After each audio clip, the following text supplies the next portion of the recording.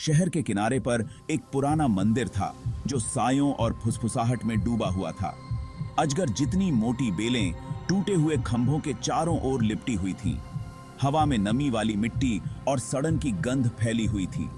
स्थानीय लोगों ने अजीब रोशनी, भयानक झप और ठंडी चीखों के बारे में बताया जो मंदिर की ढहती दीवारों से गूंजती थीं।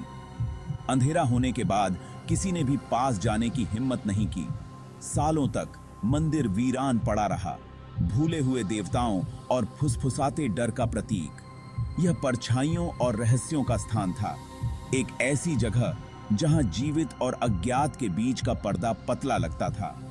लेकिन अपनी पूरी भयावह उपस्थिति के बावजूद मंदिर में एक अजीब सी खींच थी। उन लोगों के लिए एक मोहिनी का गीत जो इसकी पुकार का जवाब देने के लिए पर्याप्त बहादुर थे। आंखों में दोपहर के सूरज जैसी चमक और रोमांच की प्यास लिए अन्या नाम की एक युवती खुद को मंदिर के रहस्य की ओर खींचती हुई पाई। अंधविश्वासी शहरवासियों के विपरीत उसने डर की जगह नहीं बल्कि सुलझाने के लिए एक पहेली देखी। अन्या हमेशा से अलग रही थी, सच्चाई की तलाश करने वाली और कहानियों का पीछा करने वाली। मंदिर अपनी भूली हुई विद्या और फुसफुसाते रहस्यों के साथ उसकी साहसिक भावना को पुकारता था। अपनी बुद्धि, एक टॉर्च और सावधानी पूर्वक शोध से भरी एक नोटबुक के साथ उसने मंदिर की दीवारों के भीतर रात बिताने का फैसला किया। वह रहस्यों का प्रत्यक्ष अनुभव करना चाहती थी, लोक कथाओं से तथ्य को अलग करना चाहती थी। अन्या का मानना था कि हर रहस्य की एक तार्किक व्याख्या होती है और वह इसे खोजने के लिए दृढ़ थी। जैसे ही गोधूली ने आकाश को बैंगनी और नारंगी रंग में रंग दिया, अन्या ने मंदिर के आंगन में कदम रखा। हवा तुरंत ठंडी हो गई। पत्तों की सरसराहट और उल्लू की दूर की चीख से ही सन्नाटा टूटा। परछाइयां लंबी और उलझी हुई फैली हुई थीं, परिचित आकृतियों को खतरनाक सिलहूट में बदल रही थीं। अन्या ने एक गहरी सांस ली। उसका दिल घबराहट और उत्तेजना के मिश्रण से धड़क रहा था। वह मंदिर में और गहरी चली गई। उसकी टॉर्च ने दमनकारी अंधेरे के बीच एक संकरी किरण काट दी। अगरबत्ती और सड़न की गंध से हवा घनी हो गई और अन्य लगभग सदियों के भार को अपने ऊपर दबा हुआ महसूस कर सकती थी। सन्नाटा अत्याचार कर रहा था, जो ठंडे पत्थर के फर्श पर गूंजती उसकी खुद की पदचापों की आवाज से ही टूट रहा था। जैसे जैसे चांद आसमान में ऊंचा चढ़ता गया, अपनी रहस्यमयी रोशनी बिखेरता गया, अंजया ने स्थानीय कहानियों के पीछे की सच्चाई का अनुभव करना शुरू किया। एक ठंडी हवा का झोंका उसके चारों ओर घूमता रहा, अस्पष्ट शब्द फुसफुसाते हुए जो उसकी सुनने की सीमा के किनारे पर सरकते हुए महसूस हो रहे थे। उसकी दृष्टि के किनारे पर परछाइयां झिलमिलाती और जब वह सीधे उनकी ओर मुड़ती तो वे गायब हो जाती। अंजया का हाथ कांपते हुए एक दीवार की नक्काशी को छूने के लिए बढ़ा। उसकी परछाई बड़ी और विकृत होकर पीछे की ओर दिखाई दी।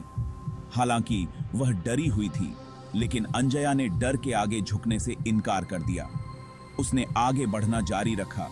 उसकी टॉर्च की रोशनी प्राचीन भित्ति चित्रों पर नाचती रही, जो दीवारों पर एक जीवंत सभ्यता के दृश्य दिखा रहे थे। उत्सव और भयानक बलिदान दोनों के दृश्य। जितना गहरा वह गई, वातावरण उतना ही अधिक महसूस होने लगा।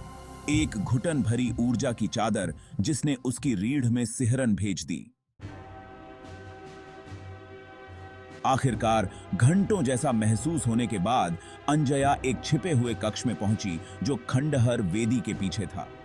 यहाँ की हवा में एक अदृश्य ऊर्जा की तरंगें थीं और कमरे के दूर छोर से एक मंद अलौकिक प्रकाश निकल रहा था।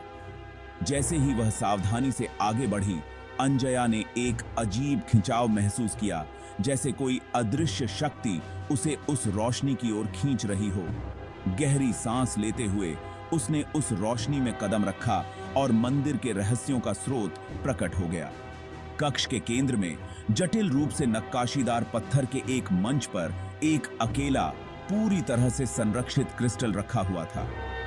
वह अंदर से रोशनी से चमक रहा था, जो कक्ष की दीवारों पर नाचती हुई परछाइयां डाल रहा था। जैसे ही अंजया ने क्रिस्टल को छूने के लिए हाथ बढ़ाया, एक ऊर्जा की लहर उसके माध्यम से दौड़ गई। उसके मन में ऐसी छवियां और संवेदनाएं भर गईं जो उसकी अपनी नहीं थीं। उसने मंदिर की प्राचीन स्थिति देखी, एक पूजा और ज्ञान का स्थान, जहां पुजारी और पुजारी ने क्रिस्टल की ऊर्जा का उपयोग उपचार और ज्ञान के लिए करते थे। फिर दृश्य काले हो गए, एक विश्वासघात और क्रिस्टल की शक्ति के नियंत्रण के लिए संघर्ष को प्रकट करते हुए। अंजया ने मंदिर के पतन को देखा। क्रिस्टल को छिपा दिया गया था क्योंकि अंधकार ने भूमि को घेर लिया था। दृश्य धुंधले हो गए, मंदिर के इतिहास के भार से अंजया को झकझोर कर छोड़ दिया। जैसे ही सुबह की पहली किरणें मंदिर की दीवारों के दरारों से होकर निकलीं, अंजया कक्ष से बाहर निकली, उन अनुभवों से हमेशा के लिए बदल गई। उसने महसूस किया कि मंदिर डर का स्थान नहीं था, बल्कि भूली हुई शक्ति और त्रासदी का स्थान था। वह अजीब घटनाएं, अब उसने समझा, अतीत की गूंजें थीं, बेचैन आत्माएं जो शांति की तलाश में थीं। अंजया ने क्रिस्टल को अछूता छोड़ दिया, यह जानते हुए कि कुछ रहस्यों को दफन ही रहने देना चाहिए।